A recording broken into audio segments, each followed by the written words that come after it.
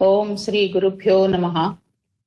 సనత్ సుజాతీయము 5వ రోజు 9th April 2021.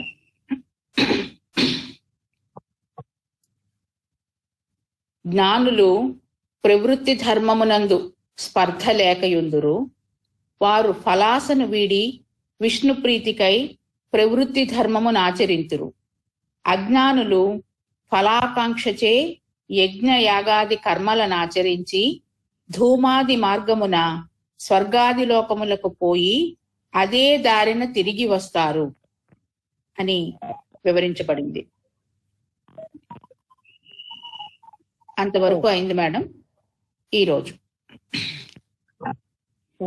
ఏషాం ధర్మే చ విస్పర్ధా తేషాం సజ్ఞాన సాధనం తే బ్రాహ్మణాయితో ముక్తాః స్వర్గం యాంతి త్రివిష్టపం. నిష్కామముగా ఈశ్వరార్పణ బుద్ధితో కర్మలనాచరించువారు జ్యోతిష్ఠోమాది ధర్మము విషయమై సంఘర్షణ చేయురు.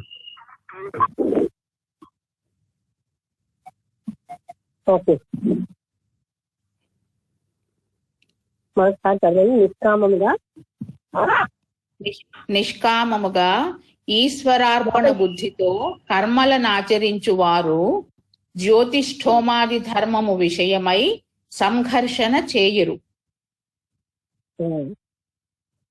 అంటే జ్యోతిష్ట హోమ అలాంటి విషయంలో అంటే నిష్కామ కర్మలు చేసే వాళ్ళకి ఇలాంటి సంఘర్షణ ఏం అక్కర్లే.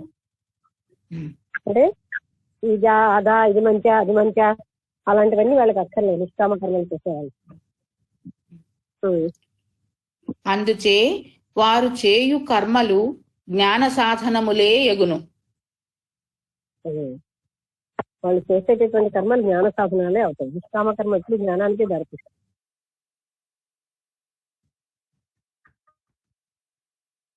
కర్మలచే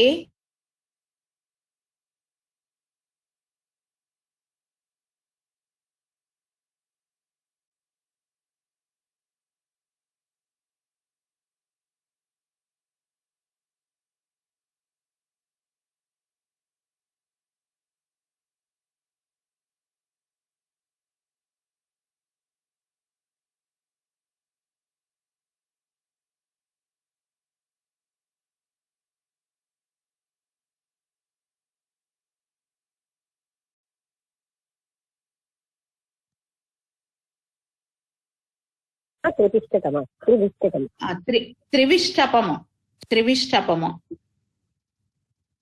సత్యలోకాన్ని చేరతారు. బ్రహ్మలోకం నుంచి సత్యలోకాన్ని చేరతారు. అంటే ఎవరు పూర్తిగా జీవన్ముక్తి పొందిన వాళ్ళకి మళ్ళీ బ్రహ్మలోకం వస్తారు. కానీ నిష్కామ కర్మ చేసిన వాళ్ళు బ్రహ్మలోకానికి వెళ్ళి అక్కడి నుంచి వాళ్ళు పూర్తిగా త్రివిష్టకము అనే బ్రహ్మలోకాన్ని సత్యలోకాన్ని చేరతారు.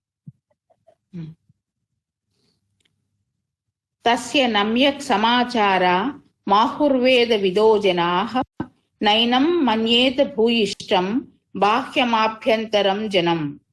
బ్రహ్మచర్యమనర్చి కామ్యకర్మ సన్యాసము గావించిన వాడే విద్వాంసుడు.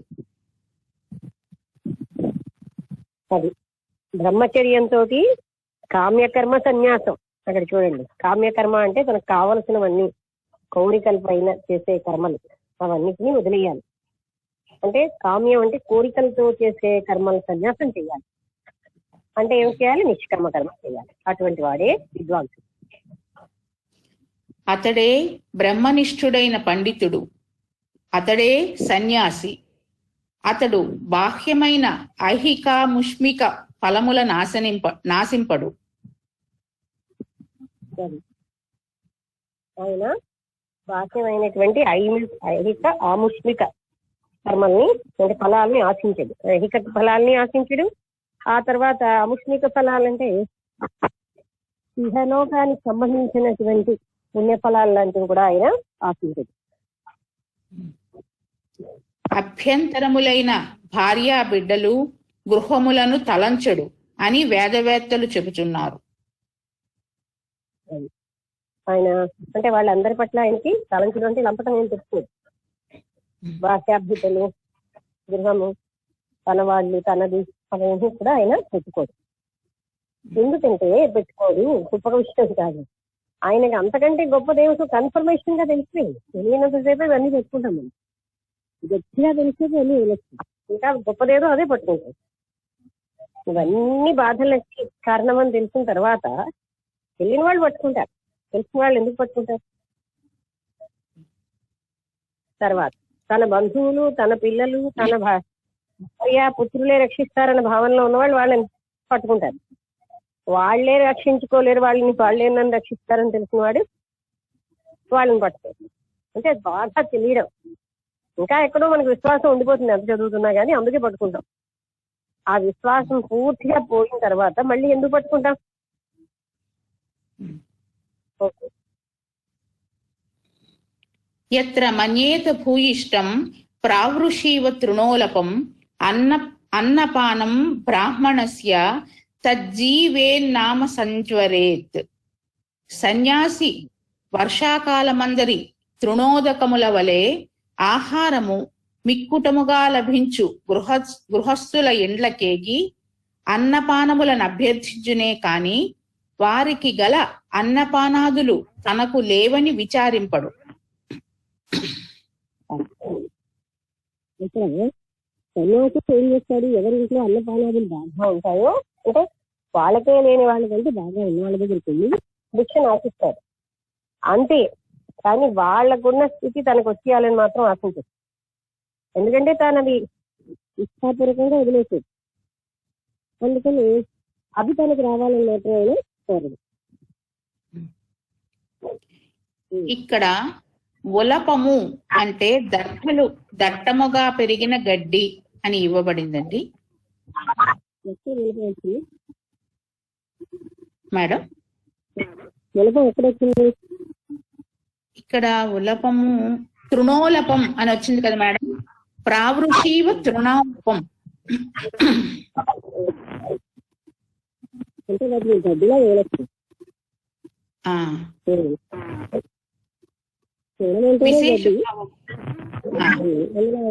ఇంకొంచెం ప్రత్యేకమైన గడ్డి కాదు. విశేషం ఏంటంటే ఆకలి దప్పులతో తనను శుష్కింప చేసుకొనరాదు. ఆకలి దప్పులతో తనను శుష్కింప చేసుకొనరాదు. అంటే ఏంటి? క్షీణించడం, ఆరోగ్య భౌతిక శరీరం క్షీణించేటట్టు చేసుకోకూడదు. యత్రా కథయమానస్య ప్రయచ్ఛత్య శివం భయం అతిరిక్తమివా కుర్వన్ తశ్రేయాన్ పేతరో జనః. సన్యాసి తన గొప్పను తాను ఇతరులకు చెప్పుకొనడు. అతడు తన ఇతరుల వల్ల జరిగిన అవమానము తనది కానట్లే తలచును. తనను అవమానించిన వారినే గొప్పవానిగా తలచును. తనను పొగిడిన వారిని శత్రువులుగా తలచును. ఎందుకంటే సన్యాసి దేహాభిమానం ఉన్నది. అందుకని ఆయన తనని పొగిడేవారంటే వాళ్ళు ఎందుకు శత్రువులుగా, అంటే దేహాభిమానం పెరుగుతుందని. తనను అవమానించిన వాళ్ళనే మిత్రులుగా గొప్ప వాళ్ళుగా అందిపిస్తాడంటే అసలైనటువంటి పరమాత్మ తత్వం వాళ్ళ వల్ల గుర్తొస్తుంది.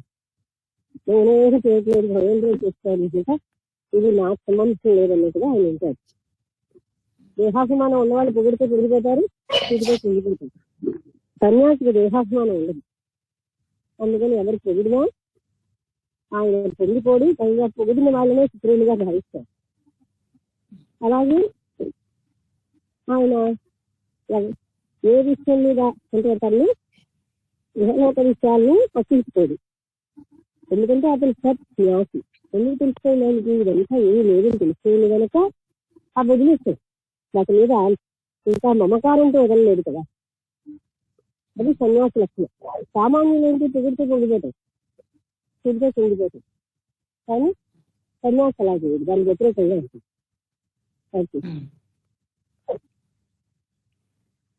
యోవా కథయమానస్యాత్మానం నాను సంజ్వరేత్ బ్రహ్మస్వం నోపభుంజీత తదన్నం సమ్మతం సతాం.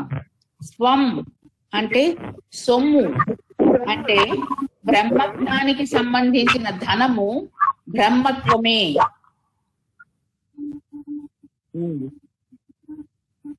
బ్రహ్మజ్ఞానికి ఏమి ధనం ఏంటంటే ఆయన బ్రహ్మత్వమే ఆయన ధనం, ధనాలను మించిన ధనం అది సామాన్యమైన ధనం. ఎందుకని ఆయన బ్రహ్మత్వమే ఆయనకు సంపద, ఐశ్వర్యం. ఇంకా వేరే ధనం ఎందుకు? సన్యాసి బ్రహ్మజ్ఞాని, దర్భలు నారబట్టలే సర్వస్వము, దానినెన్నడూ పాడు చేయక శ్రోత్రియుని ఇంట నుండు అన్నమునే భుజించును, సామాన్యుల ఇంట భుజింపడు, తన గోత్రనామములు తెలుపడు. సన్యాసి గోత్రనామాలు ఎలాగో తెలుపడు, ఆయన సామాన్యుల ఇంట్లో భుజించడు. శ్రోత్రియుడు అంటే ఏంటంటే ఎవరైతే కృతులు అంటే వేదాపరమైనటువంటి పాటిస్తూ నిష్ఠాగరిష్ఠులుగా ఉంటారో, అంటే అన్యాయ మార్గంలో ధనం ఆర్జించకుండా అలాగా ధర్మాచరణ కలిగి ఉన్న వాళ్ళని ఆయన బుద్ధిస్తాడు. ఎందుకంటే ఏ రకంగా ఆహారం సంపాదిస్తున్నాం అన్నది కూడా ఆహార దోషం అయిపోతుంది. ఆ ఆహారం ధర్మ మార్గంలో సంపాదించకుండా ధర్మ మార్గంలో దాన్ని పక్కన చేయకుండా ఉన్న ఆ దోషం అంటుకుంటుంది. అందుకని శ్రేష్ఠులు పిల్లల్లోనే అసలైనటువంటి సన్యాసి నిధిస్తుంది. ఎందుకంటే ఆయన తనకు ఏంటి ముఖ్యమో తనకు తెలుసు. ఆహారమే కాదు, అది తర్వాత ఉన్నటువంటి బ్రహ్మనిష్ట చాలా ముఖ్యం. ఎందుకని బ్రహ్మనిష్టకి అనుకూలంగా ఉన్న ఇళ్లలోనే ఆయన భిక్షాటనే చేస్తుంది.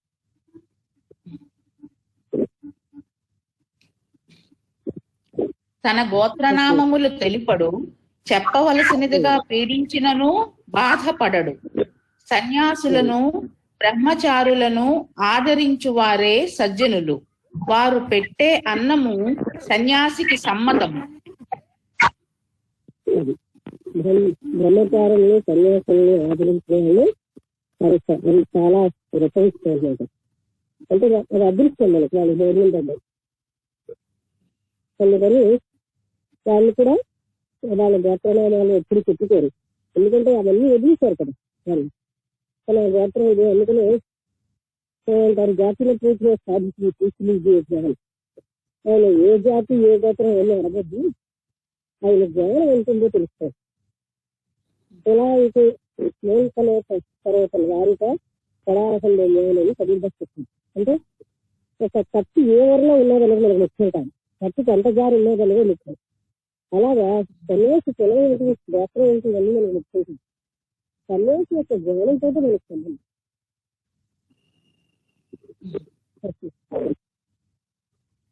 యథాస్వం వాంత మస్నాతి స్వావై నిత్యమభూతయే, ఏవం తే వాంతమస్నంతి స్వవీర్య స్వోపసేవనాత్.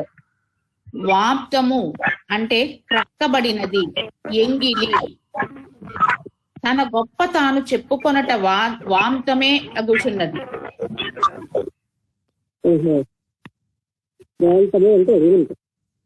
అంటే తన గొప్ప సమానం అంటున్నారు. కుక్క తాను క్రక్కిన దాననే తినును, తన వీర్యములు తానే తినినట్లగును.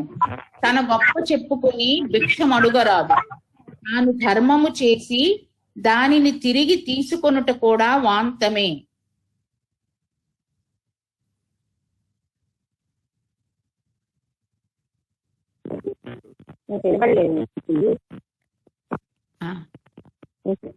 మొదటి నుంచి చదవనా మేడం? మళ్ళీ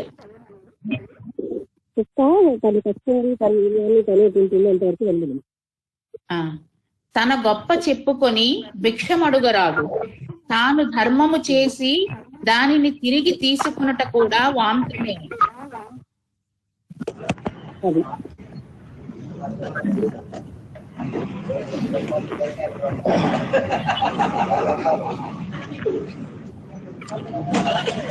సార్ నారాయణ గారు ప్లీజ్ మ్యూట్ చేసుకోండి. నారాయణ గారు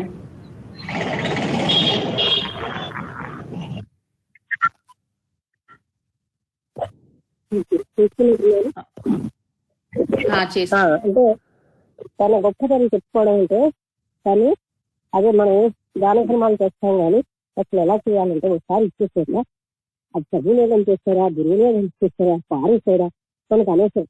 నేను చెయ్యడమే మనం చేసిన దగ్గర తెలిసి అసలు ఎలా వాడేది సరిగ్గా వాడేదా లేదా ఇంకా మనం ఇచ్చినట్టు ఏంటి మన దగ్గర ఉన్నట్టు లక్ష్యం అది వెళ్ళిపోయి పారేస్తే మనకు సంబంధం లేదు. అంత పూర్తిగా దానం చేయాలి అంతేగాని ఇంకా దాన్ని నమకారం ఇష్టం చేస్తే అది చదివిన దానే కాదు. అంటే అలాగే ఇప్పుడు తను ఎవరికి ఇచ్చినా వాడు దాన్ని తెలిసేసాడా ఇంకొకటి వాళ్ళకి తెలియదు. తను ఇవ్వడమే మన ధర్మం. సంపూర్ణంగా నేను ఇస్తున్నాను లేదా అదే కాదు. ఈ విధంగా మళ్ళీ మనం దాన్ని ఆశించి దాన్ని ఎలా చూస్తారు ఏంటి అవన్నీ చేస్తామంటే మనం సంపూర్ణంగా ఇవ్వలేదు. సంపూర్ణంగా ఇచ్చినప్పుడు అది కుళ్ళిపోయింది మరొకటి ఇచ్చేసాను ఎవరికి పరమాత్మ చాలా రూపంలో పరమాత్మకి ఇచ్చేసాను అంత సంపూర్ణంగా ఇవ్వగలగాలి. ఇంకా ఇవన్నీ చేస్తే స్వార్థపూరితమైన వ్యక్తులు ఇలా చేస్తారు. అంటే నమ్మకారం ఎక్కువగా ఉంటుంది ఇచ్చిన వస్తువుకి వాళ్ళు సంపూర్ణంగా ఇవ్వలేరు కనుక ఆ దానం దానంగా రాదు, పరిగణించబడదు. అలాగే పర్యవేక్షణ గొప్పతను చెప్పుకోవడం అనేది ఎలాంటి దాంతో చేశారు వారికి చేసుకుని తినడం దాంతో చేశారు. తన గొప్పతనం ఎప్పుడు కూడా చెప్పుకోరు. అలాంటి పని ఎక్కడ చేయకూడదు. ఎందుకంటే మనగొప్ప మరొక చెప్పాలి కానీ మనగొప్ప మనం చెప్పుకుంటే ఏమిట్లా. అందుకని ఇలాంటి పని అవునా అందరికీ వినపట్టం లేదు. స్లో అయిపోయిందా?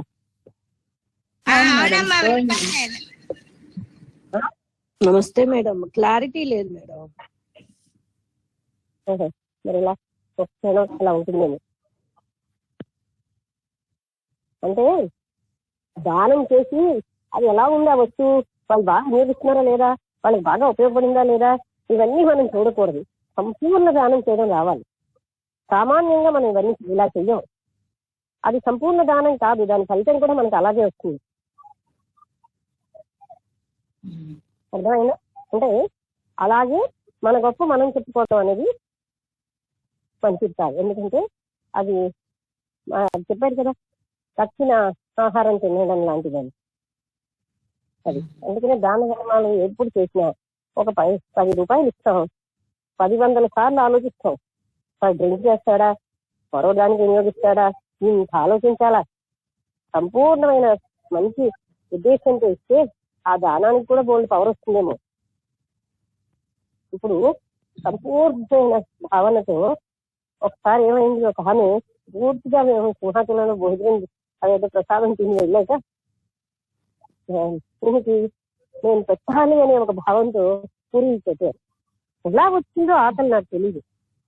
ఆ భక్తికి అంత పవర్ ఉంటుంది. అంత ప్రసాదం తిన్నాక ఆ పూరించిన ఆకలి క్రియేట్ అవుతుంది. అంటే అంత క్రియేట్ అవ్వగలిగే శక్తి కూడా ఉంటుంది అనమాట సంపూర్ణంగా ఇచ్చినప్పుడు. మనకి సంపూర్ణంగా ఇవ్వను అది నేర్చుకున్నామో అది నిజంగా దానం ఫలితం మనకు వస్తుంది. అంతేగాని లేకపోతే మనం ఇచ్చినట్టే కాదు, ఇచ్చేసి వాళ్ళ దాన్ని ఎలా వినియోగించండి దాన్ని ఎలా వినియోగించండి అని చెప్తాం. అది తప్పు. ఎందుకంటే ఇచ్చేసాక మంది కాదు, ఎలా వినియోగించినా మనకు అనవసరం అనే భావనలో ఉండగలిగితే అది సంపూర్ణంగా ఇచ్చినట్టు లెక్క. ఓకే, ఇప్పుడు అర్థమైందా? వినబడిందా? వినిపించింది.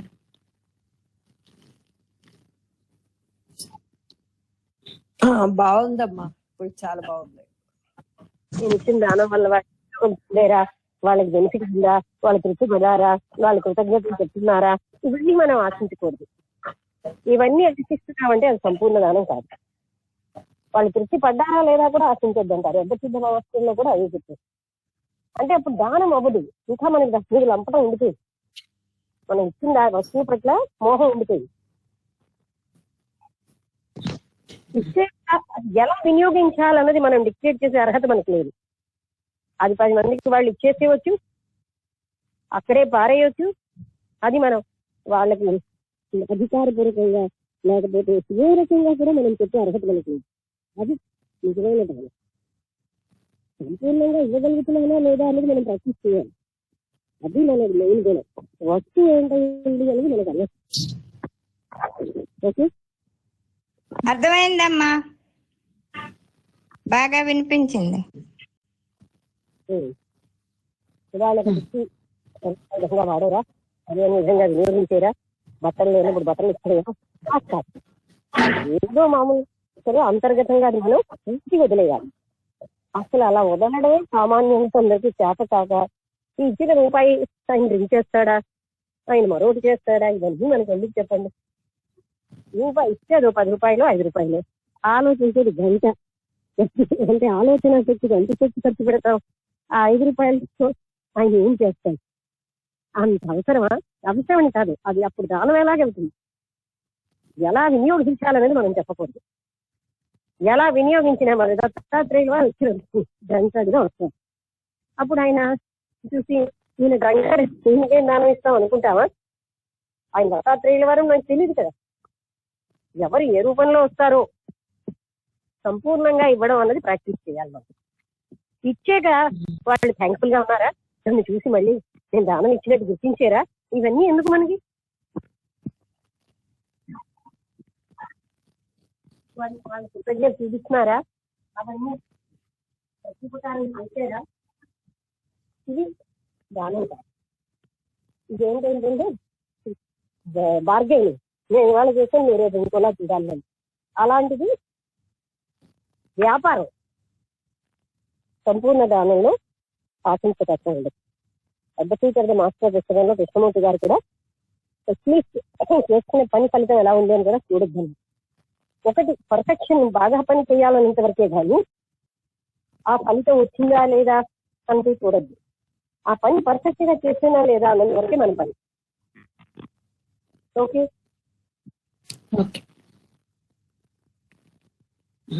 ఎందుకంటే అందరూ దానాలు చేస్తారు కానీ ఆశిస్తూనే ఉంటాం ఆ వస్తువుని ఎలా వినియోగించేస్తారు, నేను అనుకున్నట్టు చేశారా లేదా. అంటే మనకి ఇంకా అక్కడికి వాళ్ళ దగ్గరికి వెళ్ళినా అది మన వస్తువుగానే ఉండిపోయింది. లంపటి నేను పండు ఇచ్చి 2 పళ్ళు ఇచ్చి ఈ పండు వాళ్ళకి ఇచ్చింది అంటే నీకు నీదా నాదా ఆ పండు? మీరు ఇచ్చేసాక మీరు ఇచ్చేసారు, ఆ పండు నేను ఇస్తానో కాలువలో పడేస్తానో నా ఇష్టం అన్నట్టు మనం ఉండాలి. అంతేగాని ఇంకా దాని మీద లంపటం.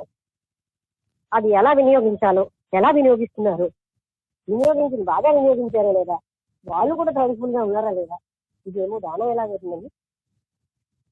శక్తి ఇవన్నీ ఆశించి మనకి ఇస్తుందా? నిష్కామంగా ఇస్తుంది. ఓకే,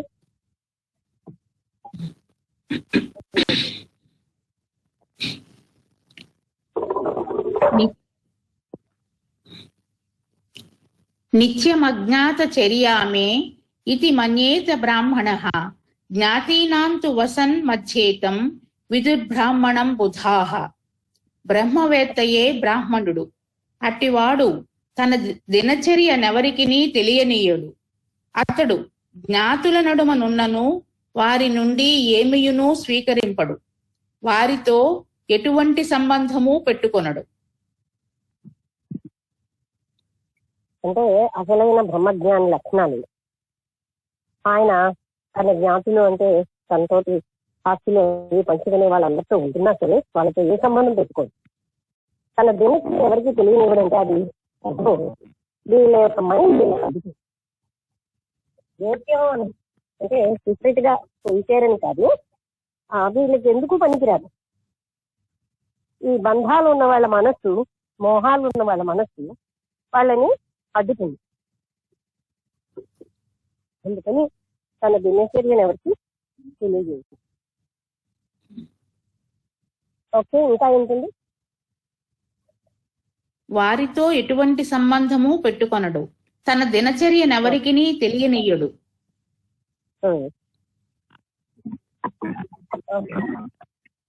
అది కూడా చెప్తున్నాం కదా, తన దినచర్యను ఎవరికి తెలియనివ్వడు, తను ఎప్పుడు ఏం చేస్తున్నాడు అవి. కోహ్యనంతరమాత్మానం బ్రాహ్మణో హంతుమర్హతి నిర్లింగమచలం శుద్ధం సర్వద్వైత వివర్జితం. పరమాత్మకు ఎక్కువ తక్కువ యను అంతరము అనగా భేదము లేదు. అట్టి పరమాత్మను బ్రాహ్మణుడైనంత మాత్రాన ఎవడునూ తెలుసుకొనలేడు, చేరలేడు. పరమాత్మకు స్థూల సూక్ష్మ మొదలగు లింగ భేదములు లేవు. సుఖ దుఃఖాది ద్వైత భావములు లేవు, ద్వంద్వములు లేవు. అదే బ్రాహ్మణుడైన సంవత్సరంలో పరమాత్ముడు తెలియాలని లేదు. ఆయనకి సుఖ దుఃఖాది ద్వంద్వాలు లేవు. ఆయన అనంతుడు. అంత ఎవరికి కూడా ఆయన తత్వం సంపూర్ణంగా అర్థమైంది. ఓకే. తస్మాద్ధి క్షత్రియస్యాపి బ్రహ్మ వసతి పశ్యతి. పైన పేర్కొనబడినట్లు మెలగుట వలననే క్షత్రియ సన్యాసి అయినను పరమాత్మను చూచును. యోగనిష్టలో పరమాత్మ నది వసించును. బ్రాకెట్లో ఏ జాతికి చెందిన సన్యాసి అయినను పైన చెప్పిన నియమములు ముఖ్యము. అదే జాతి ముఖ్యం కాదు, ఆ నియమములు ముఖ్యం. ఏ జాతికి చెందిన సన్యాసి అయినా పైన చెప్పిన నియమములు ఆచరిస్తే ఆయనకి పరబ్రహ్మతత్వం వశం అవుతుంది. అంతేగాని జాతి ముఖ్యం కాదు. ఓకే. ఇప్పుడు 29వ శ్లోకం నుండి 36వ శ్లోకం వరకు సమీక్ష. అంటే ఇంతకు ముందు జరిగిన శ్లోకాల గురించి సమీక్ష మేడం. ఇంతకు ముందు ఇవ్వలేదు, ఇప్పుడు ఇస్తున్నాడు. ఇప్పుడు ఇచ్చారు మేడం మొదటిసారి. విద్వాంసుడు సన్యాసి విద్వత్ సన్యాసులను కూర్చి చెప్పబడినది.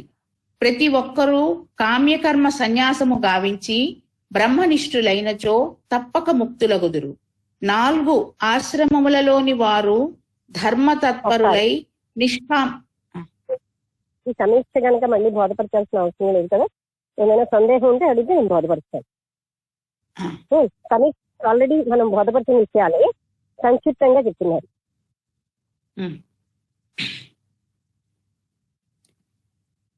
4 ఆశ్రమములలోని వారు ధర్మతత్పరులై నిష్కామ కర్మల చేయవలయును.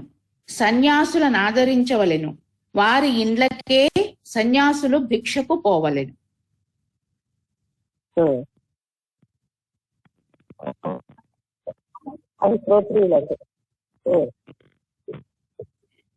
యో అన్యథా సంతమాత్మాన మన్యథా ప్రతిపద్యతే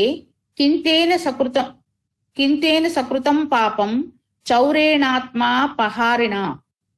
పరమాత్మ సచ్చిదానంద అద్వితీయుడు కాన సత్ అగుచున్నాడు.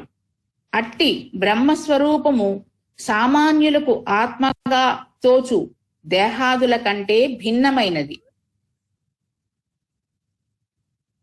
అంతేనా? ఇంకా ఉంది మేడం. ఒకసారి చదవండి. పరమాత్మ సచ్చిదానందాద్వితీయుడు కాన సత్ అగుచున్నాడు. సచ్చిదానందుడు అద్వితీయుడు. అంటే ఆయనకు సరిసమానం అనుకోవడం లేదు. సత్ అగుచున్నాడు. అట్టి బ్రహ్మస్వరూపము సామాన్యులకు ఆత్మగా తోచు దేహాదుల కంటే భిన్నమైనది. అలాంటి స్వరూపం సామాన్యులకి ఆత్మగా తోచేది దేహం కంటే భిన్నమైనది. దేహం మనసు బుద్ధి కంటే భిన్నమైనది. అట్టి పరమాత్మను దేహేంద్రియములుగా భావించువాడు మహాపాపాత్ముడే ఎగుచున్నాడు. అదే కదా మనకి సేవరాశిత్వంలో శివుడు చెప్పాడు. అలాంటి పరమాత్మను దేహంగా ఇంద్రియాలుగా ఎవరు భావిస్తారో అదే పాపం. ఇంకేం పాపం చేయక్కర్లేదు, ఆ భావించడమే పాపం.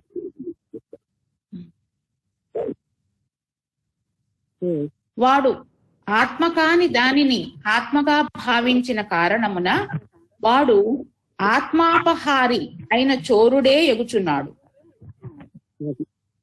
ఆత్మ కాని వారిని ఆత్మగా భావిస్తున్నాడు కనుక ఆత్మ అపహారి అంటే ఆత్మను దొంగతనం చేసిన చోరుడు అయిపోయాడు.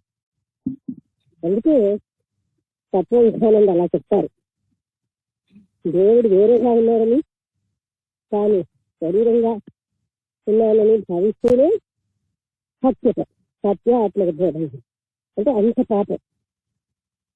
అదే విధంగా యోగవాసిస్తున్న సూర్యుడు కూడా మనకు చెప్పాడు. అందుకే ఒక రూపానికో విగ్రహానికో పరిమితం చూడడమే పాపం అన్నది.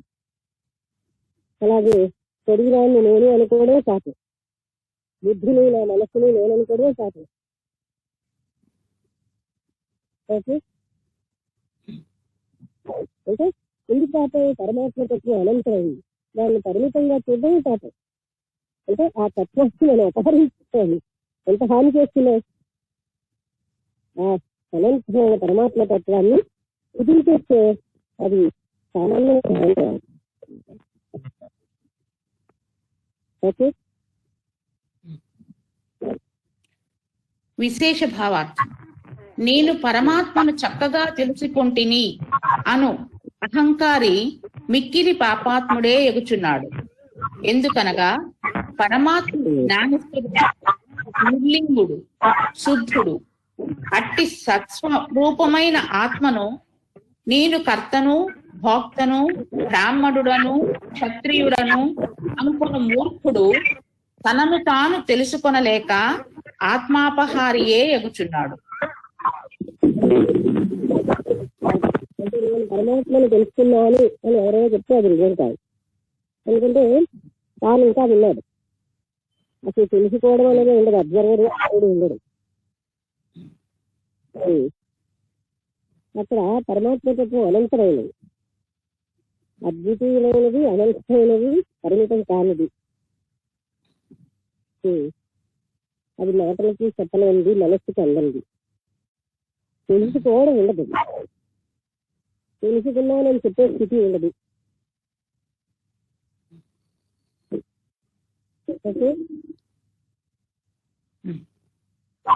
ఇంకా ఏమైనా అక్కడ ఎక్కువ చెప్తే చెప్పదండి. అట్టి సత్స్వరూపమైన ఆత్మను నేను కర్తను, భోక్తను, బ్రాహ్మణుడను, క్షత్రియుడను అనుకును మూర్ఖుడు తనను తాను తెలుసుకొనలేక ఆత్మాపహారియే అగుచున్నాడు. అది అంటే నేనే కర్తని, అంటే ఆ పరమాత్మతత్వం నేనే, అంటే శరీరంగా గోపి అని అనుకున్నవాడు ఆత్మని అంటే అపకారే కాదు, దొంగతనం చేసినవాడు కూడా అంటే.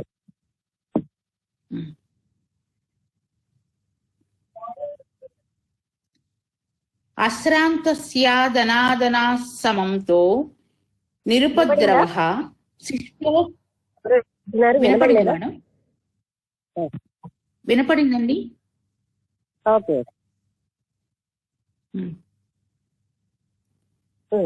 చదవనండి. అంటే ఈ విషయం మనం నిత్య జీవితంలో బాగా గుర్తుపెట్టుకోవాలి. నేను పరమాత్మని, శరీరమే నేను అని భావించడమే ఎంత పాపం. నేను ఎన్నోసార్లు ఈ మాట అంటుంటాను. అంటే అనంతమైన పరమాత్మ తత్వాన్ని శరీరంగా డిక్రీజ్ చేసుకోవడం. మనమేమో మనదైన దాన్ని చిన్నగా చేస్తే మనం ఎంత బాధపడిపోతాం.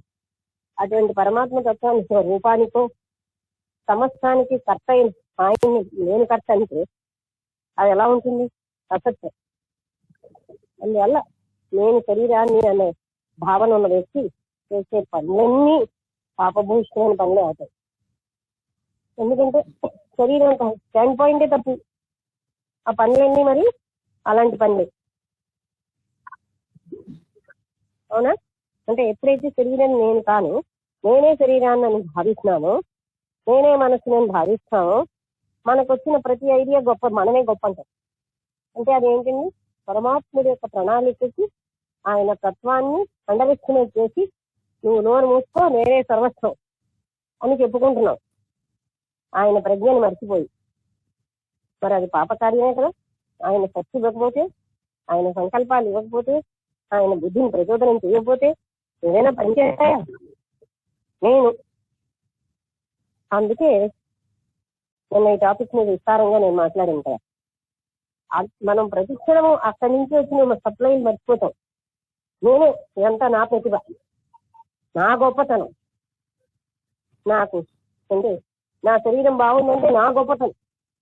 ఇలాగ మనం చెయ్యని వాటి కర్తవ్యం ఫీల్ అవడం మరి పాపమే కదండి. శరీరాన్ని నేను తయారు చేసుకోలేదు. అందంగా శరీరం తయారు చేసేదంటే పరమాత్మ. మనకి రాదుగా శరీరాన్ని అందంగా తయారు చేసుకోవడం. నల్లగా ఉన్నదాన్ని తెల్లగా చూడంగా, తెల్లగా వస్తుంది తప్ప నల్లగా చూడంగా. మనకి ఏమి చేత కాదు. కానీ అన్ని కర్తృత్వాలు మన మీదే పెట్టుకుంటాం. ఇది మరి పెద్ద పాపం కాదా? పరమాత్ముడు చేసిన దాన్ని మనం చేస్తున్నాం అని అనుకోవడమే పెద్ద పాపం. ఎప్పుడైతే బాడీ నేను అనుకున్నామో అన్ని మొదలవుతాయి. నన్ను నేను చేయకండి, నేను చాలా ప్రత్యేకమండి, నేను నాలా ఇంకెవ్వరు ఉండరు, నా గొప్పతనం సామాన్యం, ఇలాంటి భావాలతో మనుషులు ఉంటారు. ఇవి ఎంత తప్పుడు భావాలు. ఆ పరమాత్మని మనం మర్చిపోయిన భావాలే కదా. నా గొప్ప ఉంది ఆయనే గాని ఆ జీవశక్తి ఇవ్వకపోతే, ప్రాణశక్తి లేకపోతే, ఆ ఆలోచన ఇవ్వకపోతే, ఆ బుద్ధి ప్రచోదనం చెయ్యకపోతే నేను నచ్చింది కదా అని ఎవరైనా ప్రతిక్షణం ఎవరు గుర్తుపెట్టుకుంటారో అది నిజమైనటువంటి ఆరాధన. అంతేగాని ఆయన గొప్ప అంటారు, నా గొప్ప అని చెప్పుకోవడం అది దొంగతనం కదా. ఎవరో రాసిన పోయి నేను రాసేయని చెప్పలేదు, వాళ్ళు ఊరుకుంటారో చేసి పెడతారు. పరమాత్ముడు కనుక చేసి పెట్టడు, పాపం అన్నది దానికి బ్యాలెన్స్ అవుతుంది. ఓకే.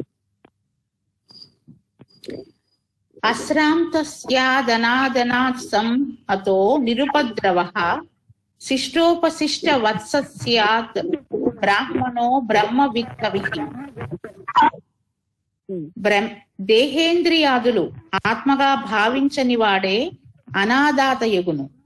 అనాదాత సంసారాశ్రమము లేనివాడగును. అతడే అందరికీ సమ్మతుడు. భావించినవాడు అనాదాత యగును. అనాదాత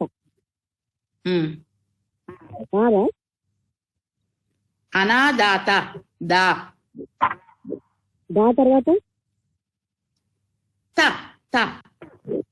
అనాదాత.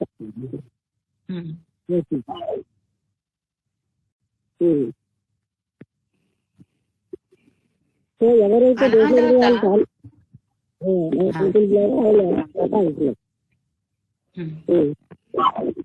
అనాదాత సంసార శ్రమ లేనివాడగును. అతడే అందరికీ సమ్మతుడు. సంసార శ్రమ ఏమి ఉండదు, అతడే అందరికీ సమ్మతుడు. అతను తాను చేస్తున్నాడు. అందువల్ల ఇప్పుడు అహంకారి ఏం చేస్తాడు, పరమాత్ముడు చేసే పనులన్నీ పరిచేస్తున్నాడని చూపెట్టుకుంటాడు. అందుకే జ్ఞానం వచ్చిన వాళ్ళు ఇలాంటి పనులకి మాత్రం అందరూ ఇస్తారు. ఎందుకంటే అందరికీ అది తెలుస్తూనే ఉంటుంది, మన గొప్ప కాదని, కానీ మన గొప్పనే భ్రాంతిలో ఉంటాయి. అందుకే ఎవరు నిరహంకారంగా ఉంటారో అలాంటి వాళ్ళు అందరూ ఇష్టపడతారు.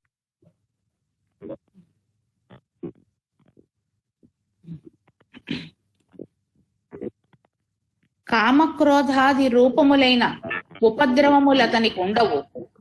అతడు శిష్టుడైనను శిష్టుని వలె ఉండడు.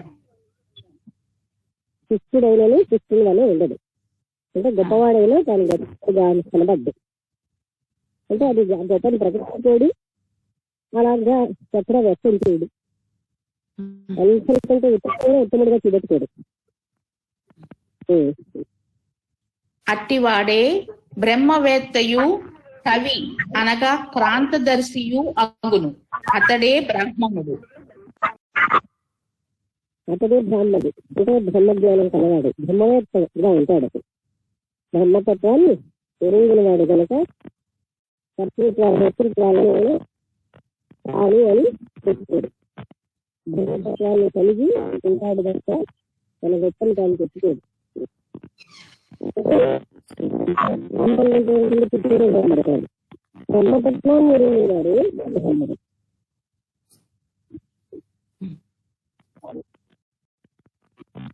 అతడే కవి అనగా క్రాంతదర్శి. కవి కదా, కవి మేడం, అంటే క్రాంతదర్శి అని ఇచ్చారు.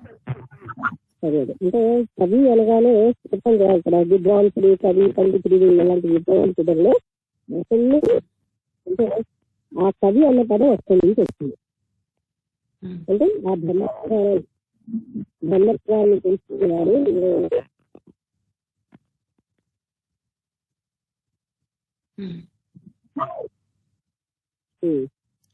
విశేష భావం అశ్రాంతుడు అనగా సంసార శ్రమ లేనివాడు. అసనాయ పిపాసే ప్రాణస్య శోకమోహౌ మనసో జరామరణే శరీరస్య. అంటే ఆకలి దప్పులు ప్రాణధర్మములు, శోకమోహములు మనోధర్మములు, జరామరణములు దేహధర్మములు. నేను పరమాత్మనని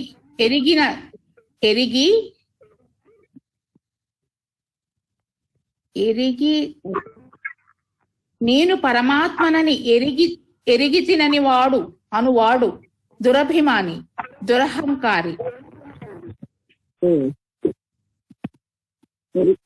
పరమాత్ముడు తెలిసి నేను బ్రహ్మరత్వాన్ని పొందించాను అని చెప్పేవాడు దురహంకారి, దురభిమాని. తర్వాత ఆకలి దప్పులు తర్వాత ఏంటండి? ప్రాణధర్మములు,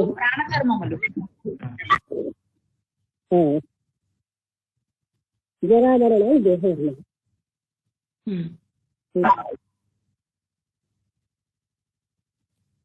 ఇక్కడ ఆదానము అంటే సంగ్రహించుట అని అర్థం ఇచ్చారండి.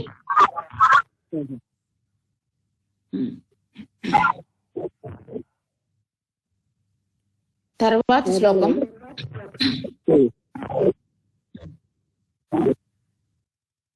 అనాఢ్యామానుషే విత్తే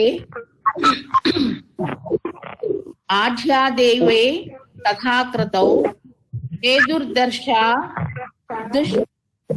దుష్ప్రకం ప్యాస్తాన్ని విద్యా బ్రాహ్మణస్థను. బ్రహ్మవేత్త మానుష విత్తమునందు ఆసక్తి లేకుండును, దైవ విత్తమునందు ఆసక్తి కలిగి ఉండును. బ్రహ్మవేత్తకి మనుషులు సంపాదించే విత్తములు ఆసక్తి ఉండనే ఉండదు. ఆయనకి మనకి ధనం ఐశ్వర్యం అయితే ఆయనకి వైరాగ్యం ఐశ్వర్యం, తృప్తి ఐశ్వర్యం. అందుకని బ్రహ్మకు సంబంధించిన విషయాల్లోనే ఆయన ఆసక్తి, కానీ మనుషులకు సంబంధించినటువంటి విషయాల్లో ఆయనకి ఆసక్తి ఉండదు. చిత్తం అంటే ధనం. మనుషులు దేని ధనంగా సంపదగా భావిస్తారో వాటిలో బ్రహ్మవేత్తకు ఆసక్తి ఉండదు. బ్రహ్మతత్వానికి సంబంధించినవి ఆయన ఆసక్తి. క్రతువునందు ఆసక్తి కలిగి ఉండును, అట్టివాడే బ్రహ్మతనువు అనగా బ్రహ్మస్వరూపుడు. క్రతువు అంటే కార్యక్రమం, యజ్ఞాది క్రతువులు అంటారు. ఇంకా అందులో ఆసక్తి ఉంటుంది. అంటే ఇక్కడ క్రతువు అంటే కేవలంగా బ్రహ్మజ్ఞానానికి సంబంధించిన యాక్టివిటీస్ లోనే ఆయనకు ఆసక్తి. అంటే మరి దేంట్లో ఆయనకు ఉండదు. బ్రహ్మజ్ఞానం అంటారు. ఇంకా ప్రాథమిక విషయాలన్నింటిలో ఆసక్తి ఉంటే అతన్ని మనం బ్రహ్మజ్ఞానం అనడానికి తెలియదు. అంటే రైతాండ పాట అనే పుస్తకంలో ఆసక్తి ఉన్నవాడిలా జీవించి ఆసక్తిని చంపాయి అని అలాంటి కాంట్రడిక్టరీస్ గా చెప్తారు. Fill out ambition, the blue as though you are ambitious. Fill out desire for comfort. సుఖేచ్ఛని చంపాయి, సుఖేచ్ఛ ఉన్నవాడిలాగా జీవించి అలా.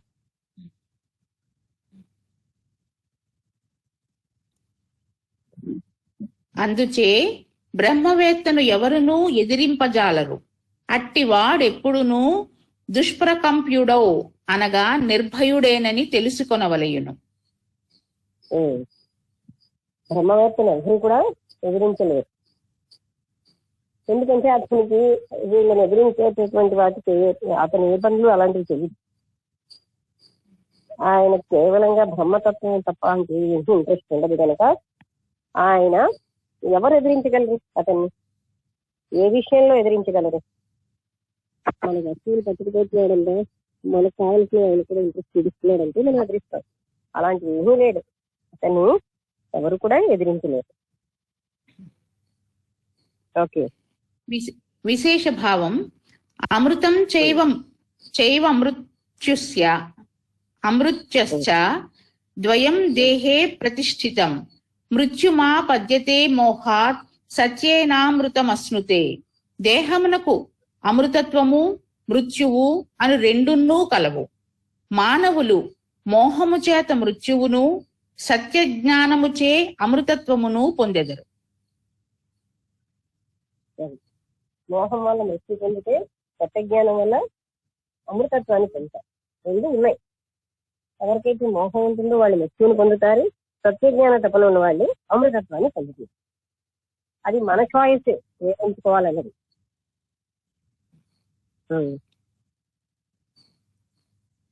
7:20 అయింది మేడం, ఆపమంటారా?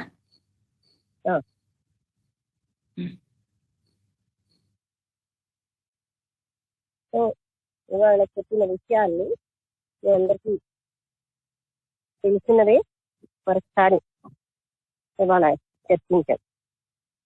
మొట్టమొదటి నుంచి ఎలా ఉంటాడు ఆ జ్ఞాని యొక్క లక్షణాలు, ఎటువంటి వాడిని మనం బ్రాహ్మడు అంటున్నాం, ఇలాంటి అంటే ఏ కులం వాడైనా సరే రాజైనా ఆ లక్షణాలు ఉంటాయి, అదే చాలు. అంతేగాని పుట్టుకతో కులం రాదు. మనం దానం ఎలాంటి దానం అంటే సన్యాసులు ఎప్పుడు శ్రోత్రియుల ఇళ్లలోనే భిక్షాటనకి వెళ్తారు.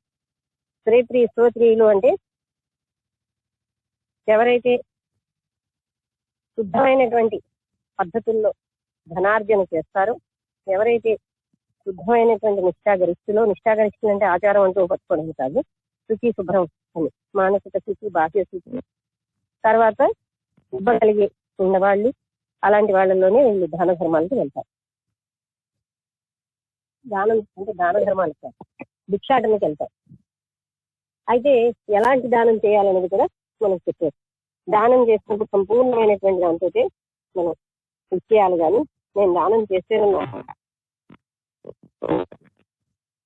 అందుకే అది ఉన్నదంటే అది బంధకారణం అవుతుంది. అటువంటి అంటే భిక్ష కూడా మనకి కరెక్ట్గా ఉండదు. ఇలాగా మనం ఏ రకమైనటువంటి జీవితం జీవిస్తే, ఏ బ్రహ్మనిష్టాపరులు బ్రహ్మతత్వమే ముఖ్యం అనుకున్న వాళ్ళే అటువైపు వెళ్ళగలరు.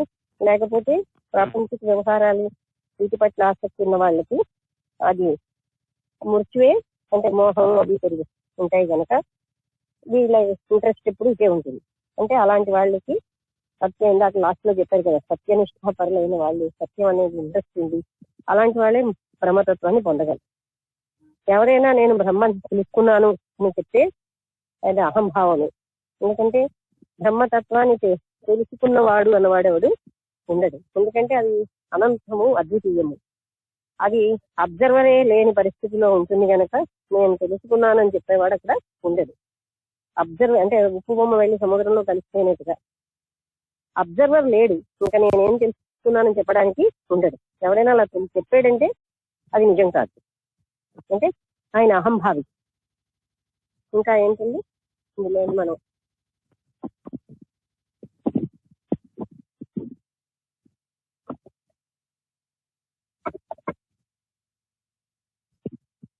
అరుణ్ కుమార్ గారు ఇంకా ఏంటి మనం మిస్ అయ్యామా? ఆల్మోస్ట్ అన్నీ అయిపోయాయి మేడం. కామక్రోధాది రూపములైన ద్రవములు అతనికి ఉండవు. అతడు శిష్టుడైనను శిష్టుని వలె ఉండడు. అతను అందరికంటే గొప్పవాడని చూపెట్టుకోడు.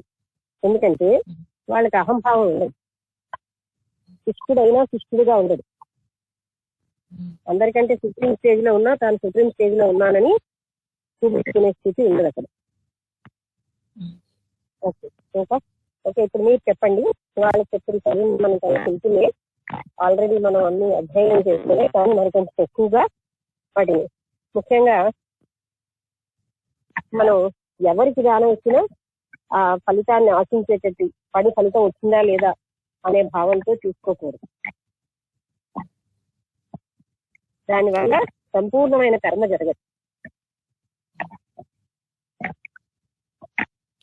Okay madam. అమ్మా చెప్పండి. నమస్తే అమ్మా. నాకు ఒక చిన్న డౌట్ వస్తుంది. ఆ.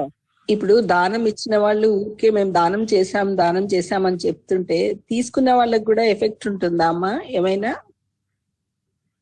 అది మీకు తెలీదా?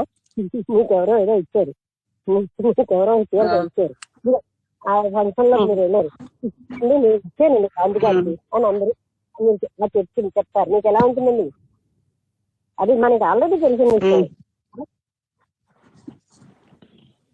అది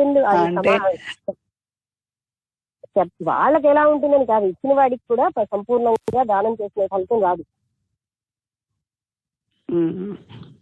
అంటే మనసుకు బాధగా ఉంటుందని తెలుసు కానీ ఫలితం వస్తుందో రాదో తెలియక అడిగానమ్మా నేను.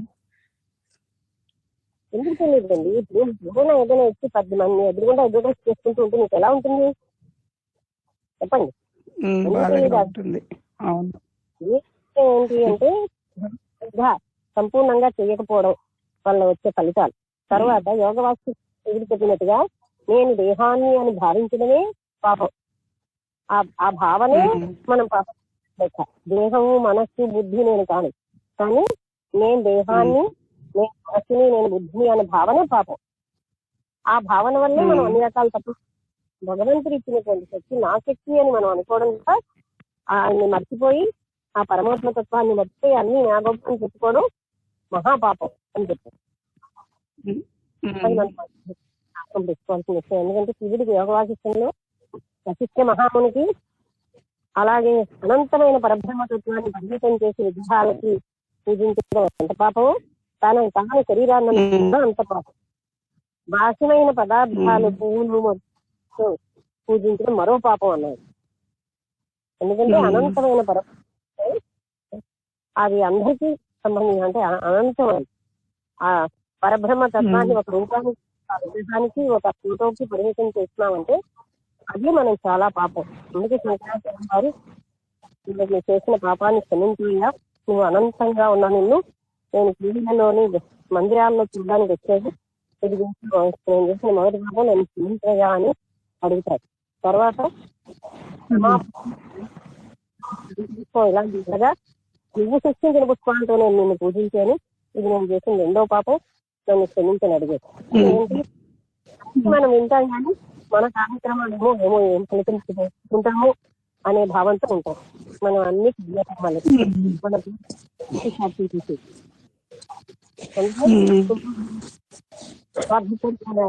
దిగారని మనం అనుకుంటున్నాం. హిందూ ధర్మం అంత న్యాయంగా లేదు అసలు, కానీ స్వార్థపూరితం అందరూ కూడా అంటే ఫలితం ఆశించిన ఉండదు. అందుకని ఆ పరబ్రహ్మ తత్వాన్ని నేను కానీ మనస్సుని చూడడమే పెద్ద పాపం. థ్యాంక్ యూ అమ్మా. ఇంకెవరైనా ఏమైనా చెప్తారా?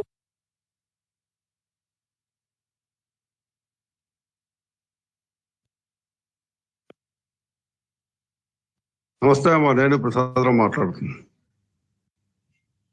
హలో, నమస్తే. నమస్తే. ఇప్పుడు మీరు చెప్పారు కదా బ్రహ్మజ్ఞానం నాకు తెలుసును అని చెప్పి ఎవరైనా అన్నా సరే వాళ్ళు అది ఒక అహంకారమే తప్పించి మరి ఇంకేమీ కాదు, వాళ్ళకి నిజంగా తెలియదు అన్నది అదే చెప్పారు అన్నమాట కదా. మరి ఎలా తెలుసుకోవడం అవుతుంది, మనకి ఎలా తెలుస్తుంది అని? జ్ఞానిని గుర్తించగలడండి. ఇంకా ఏ యాక్టివిటీస్ వల్ల జ్ఞానిని గుర్తించలేదు. వాళ్ళు సామాన్యులుగానే ఉంటారు. సరే సరే, ఒక్క జ్ఞానిని గుర్తించగలరు. ఎవరు వాళ్ళని గుర్తించారు? సామాన్యులు జ్ఞానిని గుర్తించలేరు. ఎందుకంటే సామాన్యులలో సామాన్యుడిగా ఉంటారు. ఈవెన్ పరమగురువులు మన దగ్గరికి వచ్చినా అతి సామాన్యంగా వ్యవహరిస్తారు. మనం గుర్తించాలి. అంటే ఎవరు సాధారణంగా చెప్పుకోరు నేను బ్రహ్మజ్ఞానిని అని. ఎవ్వరు చెప్పరు. నిజంగా బ్రహ్మజ్ఞాని ఎప్పుడు బ్రహ్మాన్ని తెలుసుకున్నానని చెప్పడు. ఎందుకంటే చెప్పడానికి కాదు, అది అనంతమనా? తానే ఉండడు. ఆ,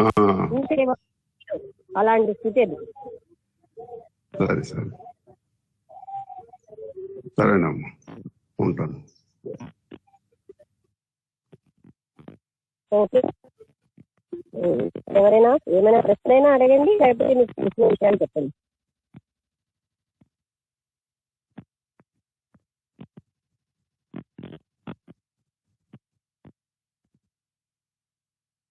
మీకు సందేహమైనా అడగచ్చు.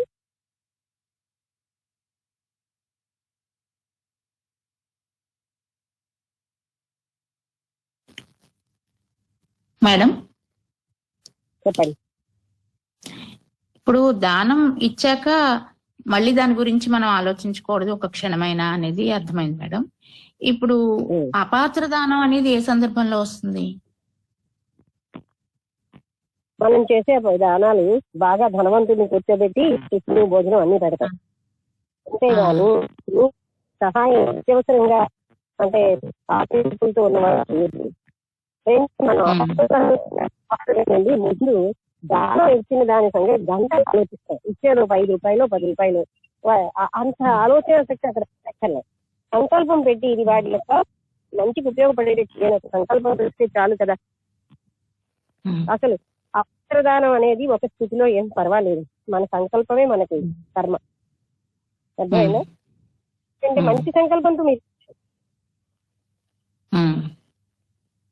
అంటే నేను ఇచ్చేనని చెప్పుకోవడానికి కాకుండా ఒక తాగుబోతుకి నువ్వు తాగుబోతు అలవాటు నుంచి బయట తప్పించివయ్యా అని ఇచ్చారు. అది మనం అలా అపాత్ర దానం అనే దానికి అంత ఇంపార్టెన్స్ ఇస్తున్నాం, కానీ దానం చేసి నాదే అనుకున్న దానికి ఎక్కువ ఇంపార్టెన్స్ ఇవ్వట్లేదు అనేది మనం చూడాలి. అందుకని ఇప్పటి అపాత్ర పట్టుకుని మనం ఎప్పుడు కూడా దానం సంపూర్ణంగా చెయ్యాలి.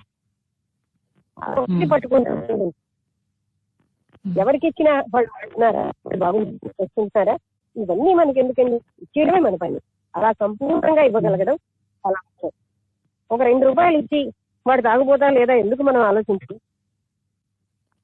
సంపూర్ణంగా మనం ఇవ్వగలగడం మనకు చేత కావట్లేదు, మనం గ్రహించాల్సింది అది. ఓకే, ముందు ఏది ప్రాక్టీస్ చేయాలి చెప్పండి? సంపూర్ణంగా ఇవ్వడం ప్రాక్టీస్ చేయాలి.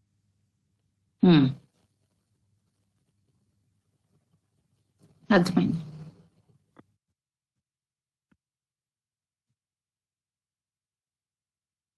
ఇంకేమైనా?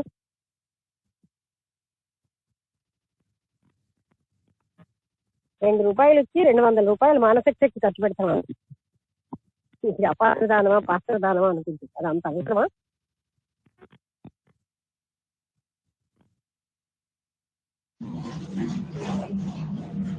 నమస్తే అమ్మా.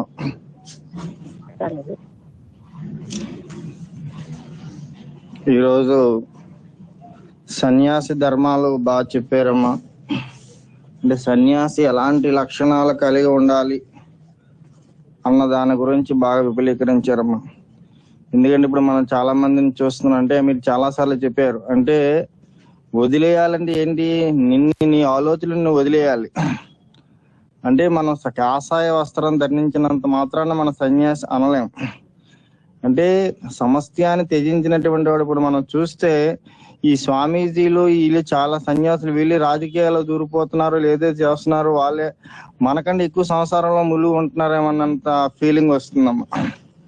అందుకే నిజమైనటువంటి సన్యాసి సాయిబాబా సందర్భంలో చెప్తారు, నిజమైనటువంటి ప్రక్రియ చాలా అరుదని. సో కాబట్టి సన్యాసి అంటే కేవలం కాషాయ వస్త్రాలు ధరించినంత మాత్రమే సన్యాసి కాడు. అలాగే సన్యాసికి ఏ విధమైనటువంటి కోరికలు ఉండవమ్మా. ఆ సన్యాసికి ఏ విధమైన కోరికలు ఉండే సన్యాసి ధర్మానికి విరుద్ధమైనటువంటిది. కాబట్టి సంసార దగ్గరికి వెళ్ళి ఏదో భిక్షాటన చేసి వాళ్ళకి ఏదో ఐశ్వర్యం ఉంది, ఇంకేదో ఉంది ఆశా పాసా మోహాలు ఉంటే ఇంకా సన్యాసి ధర్మం ఏముందమ్మా. కాబట్టి సన్యాసి ఎలా ఉండాలి అక్కడ మనకు క్లియర్ గా చూపించారమ్మా. అలాగే దానం సో మనం ఇప్పుడు చూస్తున్నాం, మనం ఏదో 1000 రూపాయలు ఏదో దానం చేస్తారు, ఓ పెద్ద పోస్టర్లు వేస్తారు, అమ్మవారి ఫోటో చిన్నది ఉంటే వీడు పెద్ద మొత్తం తాడి చెత్తంత ఫోటో వేస్తుంటారు. అంటే నేను చేశాను అనేటువంటి అంటే ప్రపంచానికి తెలియాలమ్మా. అంటే బాగా ఆర్భాటం. అంటే సాధకుడికి అంటే సాయిబాబా సత్యరాల వాక్యం ఉంటుందమ్మా, అంటే ప్రపంచం నుంచి మన్నన పొందాలి అనేటువంటి ఆశను నువ్వు పూర్తిగా విడనాడినప్పుడు నీ సాధన ఫలిస్తుంది. అంటే ప్రపంచంలో నాకేదో అవ్వాలి, నాకేదో రావాలి, నాకేదో పొగడాలి, నాకేదో చెందాలి అనుకుంటే మనకి అది సాధన అంతే. కాబట్టి ఆ విషయం ఒకటి ఈరోజు క్లియర్ గా చెప్పారమ్మా. అంటే దానం, అంటే దానం మనం చేసి దాని మీద ఇప్పుడు మనం 1,00,000 రూపాయలు ఎంతో దానం చేసి ఇంకేదో చేసి దాని ఇంకేదో మనం 10 మంది పొగడాలి అన్నటువంటి అపోహ ఎక్కువ ఉందమ్మా. అలాగే 2007లో మేము కురుపూరం వెళ్ళామమ్మా. అప్పటికి విఠల బాబాజీ అక్కడ ఉన్నారు ఆయన. 2007లో వెళ్ళినప్పుడు ఆ మొత్తం కర్ణాటక, మహారాష్ట్ర కొన్ని 100 మంది వచ్చారమ్మా. అప్పుడు విఠల బాబాజీ గారు లాస్ట్ లో అంటే ఆ రోజు మొత్తం మాకు ధ్యానం అది చేయించారు. అప్పుడు ఒకటి చెప్పారు మా, ఇక్కడ మీరు ఎంత ఇచ్చినా సరే అక్కడ ఏంటంటే ఏ బోర్డుల మీద రాయటం కానీ అక్కడ కానీ ఏమి ఉండదు. అంటే స్వామికి మీరు సమర్పిస్తున్నారు, మళ్ళీ మీరు ఏదో మళ్ళీ నేను ఇక్కడ పోస్టర్లు పెట్టుకుని ఇక్కడ ఎంత ఇచ్చారు అది అంత ఇచ్చారు అనేటువంటి ఇది లేకుండా మీరు అంటే కుడి చేతి ఇచ్చినటువంటి దానం ఎడం చేతి తెలియకూడదు. అలాంటి గుప్త దానం మాత్రమే గొప్పదైనటువంటి తప్ప మామూలైనటువంటి ఏదో నువ్వు ఇది ఇచ్చి అని చెప్పారు, దానం గురించి చెప్పారు. కాబట్టి ఈ రోజు చాలా విషయాలు చాలా కూలంకషంగా చెప్పారమ్మా. ఎందుకంటే మానసికంగా, ఎందుకంటే నేను ఏదో చేశాను అంటే నేను మళ్ళా నేను గొప్ప పని చేశానంటే, ఒక పని చేసి నేనేదో గొప్ప పండితుడిని, నేను మంచి వంశంలో పుట్టినటువంటి వాడిని, ఇవన్నీ కూడా మళ్ళీ రాజశేఖంలోకి వెళ్ళిపోతాయమ్మా. అంటే నిరంతరం తత్వ విచారణ. ఇంకో విషయం బాగా చెప్పారమ్మా. అంటే ఈ శరీరమే నేను, ఈ మనస్సే నేను అనుకోవడం పెద్ద పాపం, అంతకంటే పెద్ద పాపం ఇంకోటి లేదు. ఈ విషయం ఈరోజు మరోసారి మళ్ళీ క్లారిటీగా చెప్పారమ్మా. శిల ప్రతి నిమిషం అంటే మొన్న ఏకనాథ భాగవతంలో కూడా అదే చెప్తాడు పరమాత్మ. ఎవరైతే నిరంతరం కూడా తత్వ విచారణ చేసుకుంటారో వాళ్ళు సాత్విక బుద్ధిలోకి వస్తారు, సాత్వికంగా ఉంటారు, వాళ్ళు పరమాత్మని చేరుకునే అవకాశం ఉంటుంది. అంటే నేను పెద్ద పండితుడిని, నేను ఆచారవంతుడిని, నాకు తెలిసినందుకు ఎవరికూ తెలియదు అనేటువంటి భావన ఉండేది, మళ్ళీ రాజసికంలోకి వెళ్ళిపోతుంది.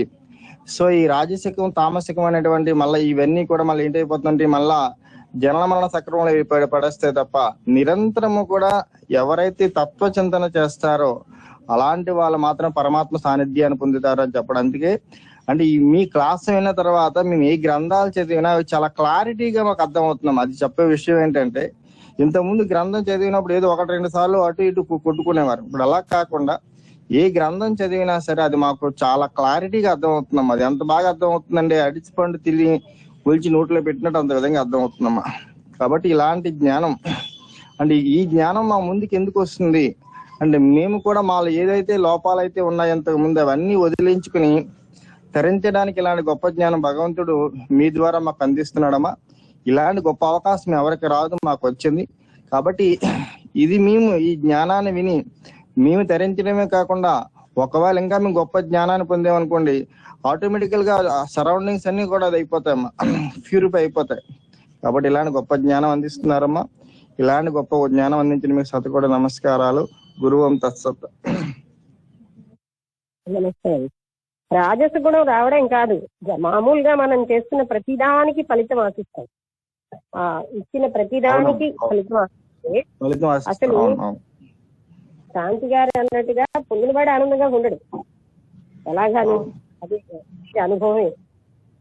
అయితే ఇచ్చేవాడు కూడా సంపూర్ణత్వం పొందదు, సంపూర్ణమైన దానం చేసిన ఫలితం రాదు.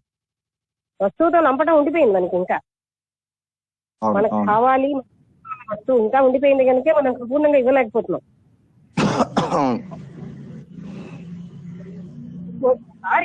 ధర్మం ఏమిటి అంటే వాళ్ళదే ఇంకా ఇచ్చేసి వాళ్ళది మీరు అలా వాళ్ళకి ఇవ్వండి, ఇల్లు మీరు ఇల్లు వీళ్ళకి ఇవ్వండి అంటే ఇంకా తనకి పాజిటివ్నెస్ ఉండిపోయింది ఆ వస్తువు పట్ల, తనది అన్న భావన. ఆ జ్ఞానం క్లారిటీ చెప్పారు. సామాన్యంగా తెలిసిన వాళ్ళందరూ అలాంటివే చేసుకుంటారు. ఒక అరటికాయలు తెచ్చి ఇచ్చారు, ఈ పళ్ళు అలా వాళ్ళకి ఇవ్వండి అని మీరు చెప్పకూడదు. ఎందుకు చెప్పకూడదంటే మీరు ఇచ్చేసారు, ఇంకా మీరు ఇవ్వలేదంటే నీవయ్యాయి. అలాగా సంపూర్ణంగా ఇవ్వడం అన్నది తర్వాత ఎలాగైంది, సరిగ్గా వాడేరా లేదా, ఇవన్నీ మనకు అనవసరం. ఇచ్చాం సంపూర్ణంగా, అయిపోయింది మన పని. అలా ఉండాలి మనం.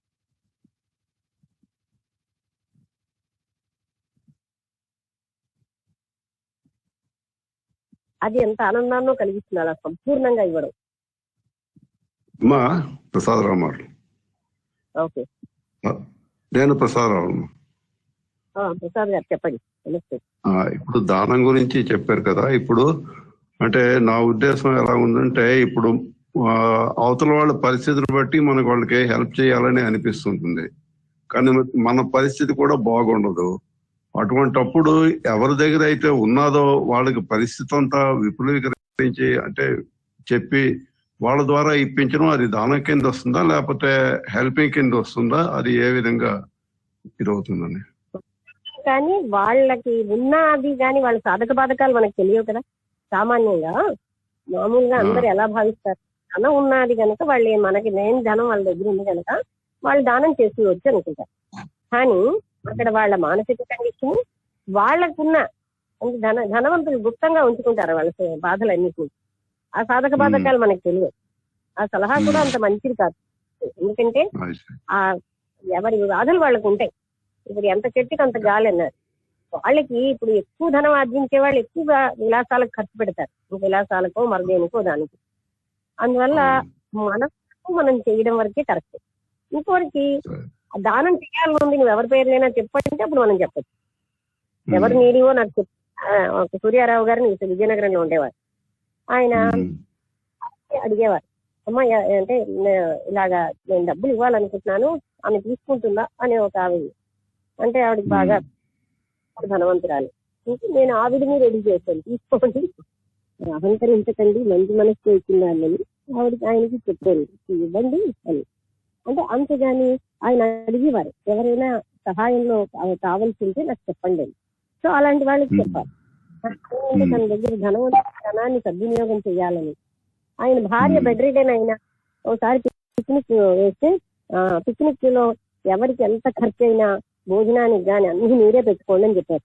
అంటే ఆవిడ నుంచి లేవలేని వ్యక్తి అయినా అంత ధనము ఆవిడనే పెట్టుకోమని చెప్పారు. అంటే ఎంతో సహృదయంతో ఉన్నారు.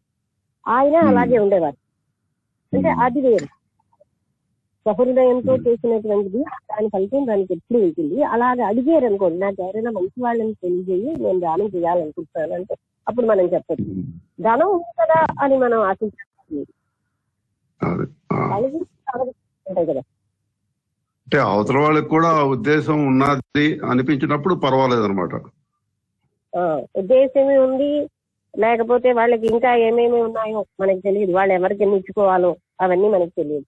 వాళ్ళ ప్రయారిటీస్ ఏమిటో అది వాళ్ళు చెప్పారు, ఎక్స్ప్రెస్ చేశారు. మనం వాళ్ళని మనకి రైట్ అన్న వాళ్ళని వాళ్ళకి చెప్పచ్చు. సూర్యారావు గారు అన్న ఆయన పుట్టినరోజు పుట్టారు, బుద్ధుడు చనిపోయినప్పుడు చనిపోయారు. అలా ఆయన వైశ్య కులంలో పుట్టిన ఎంతో చక్కగా జీవించారు.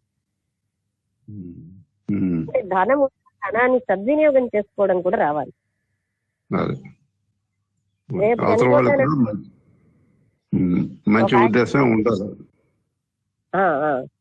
దివ్యజ్ఞాన సమాజంలో ఇంకా ఏమేమి అవసరం, కుర్చీలు ఇచ్చారు, పెద్దవాళ్ళ కింద కూర్చుంటున్నారని. అక్కడ గ్రిల్కి డబ్బులు పెట్టారు. ఆ తర్వాత లక్ష్మి గారు మైక్ లేకుండా గట్టిగా అరుస్తున్నారని మైక్ ఇచ్చారు. మైక్ పట్టుకుంటున్నారని మైక్ స్టాండ్ ఇచ్చారు. ఆ కింద కూర్చొని ఏదేదో పెడుతున్నారు కదా అని ఒక చక్కటి వాళ్ళు పెళ్లి టైంలో ఉన్న ఏదో కంబళి లాంటిది ఇచ్చారు. ఇలాగా ఆయన ఫీల్ అయ్యి out of kindness, out of love అలాగా చేసేవారు. అనేవారు, మీరు వస్తే మాకు అలా దొరుకుతున్నారు, అలా వస్తూ మాకు చెప్తూ ఉండడం మాకు చాలా ఉపకారం అవుతుంది అని. అంటే వాళ్ళు ఏ కులంలో ఏ వృత్తిలో ఉన్నా అలా జీవించవచ్చు అన్నది అలాంటి వాళ్ళ వల్ల మనకు తెలుస్తుంది. అందుకని అలా ఉన్న వాళ్ళకి చెప్పొచ్చు. ఆ ప్రత్యేకం అడిగేవారు, ఇంకేమైనా అక్కడైనా అవసరం అయితే చెప్పండి, ముఖ్యమైన వాటిలో మనం ఖర్చు పెడదాం. అలాగే అలా అందరూ ధనం ఉన్న వాళ్ళకి వాళ్ళు బోల్డ్ ప్రయారిటీస్ ఉంటాయి. ఇదిగో నా కొడుకు ఇంత ఇచ్చేయాలి, నా మనవాడికి ఇచ్చేయాలి. వాళ్ళకి మనం ఏం చెప్తాం? రెండోది, నిజంగా ఇవ్వాలని చూపెట్టుకుంటున్నారా, ఇలాంటివన్నీ చాలా అవసరం. మన వరకు మనకి ఎంత ఉన్నాదో, ఎంత ఎంత ఇచ్చేమన్నది అక్కడ పాయింట్ కాదు. మనం ఎంత ఏ ఇచ్చేమన్నది పాయింట్. క్వాంటిటీ ఆఫ్ మనీ అతను ఎక్కదు. కాదు. సరే సరే, ఓకేనమ్మా. ఓకే.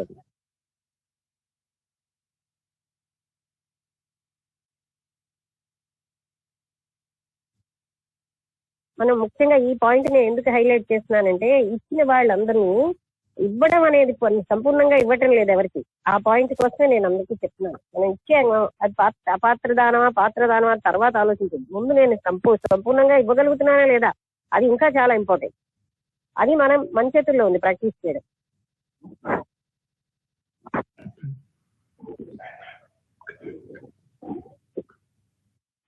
ఎంత సంపూర్ణంగా ఇస్తే దాని ఫలితం ఎంత బాగుంటుంది.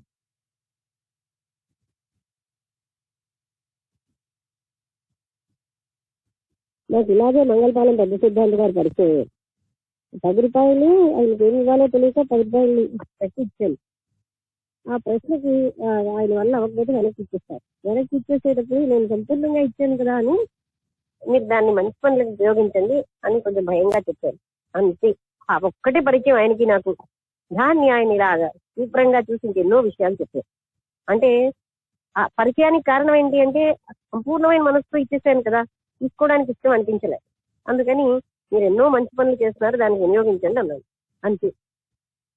అది ఆయనకి నాకు పరిచయం.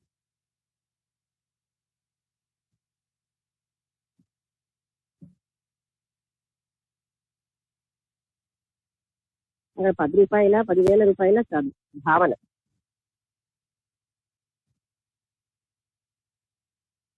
ఇంకెవరైనా మాట్లాడతారు?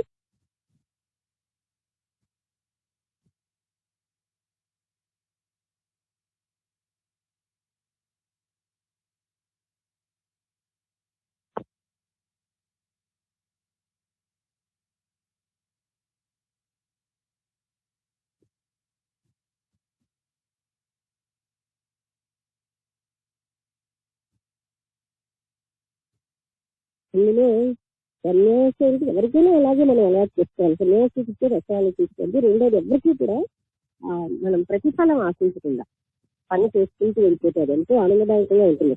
ఈ ప్రతిఫలాపేక్ష మనం చేసిన దానం యొక్క ప్రతిఫలం, వాళ్ళు థ్యాంక్స్ ఫీల్ అవుతున్నారా లేదా, ఎందుకు అలాగా? మరి ప్రతి విషయం మనం భగవంతుడికి థ్యాంక్స్ ఫీల్ అవుతున్నారా? ఆయన లేకపోతే, ఆయన వచ్చిన శక్తి లేకపోతే మనం జీవించలేము.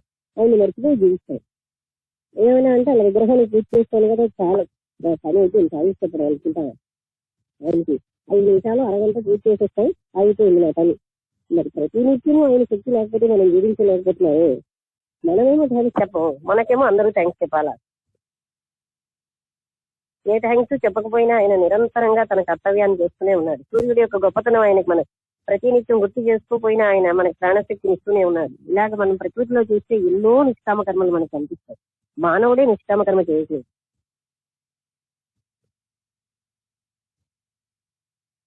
ఓకే, ఇంకెవరు మాట్లాడతారా? ఏమైనా ప్రశ్న కానీ? చాలా మంది మాట్లాడలేదు.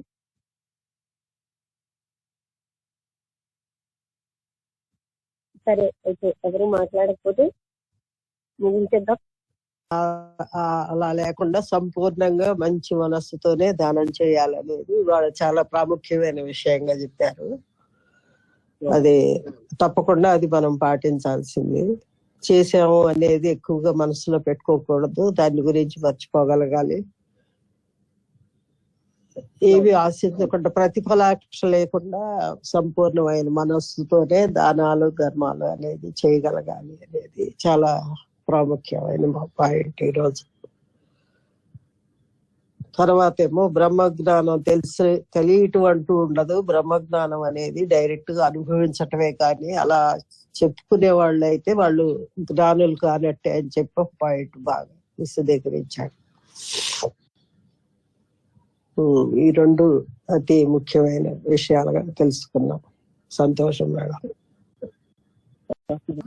ముగించేద్దాం. అందరికీ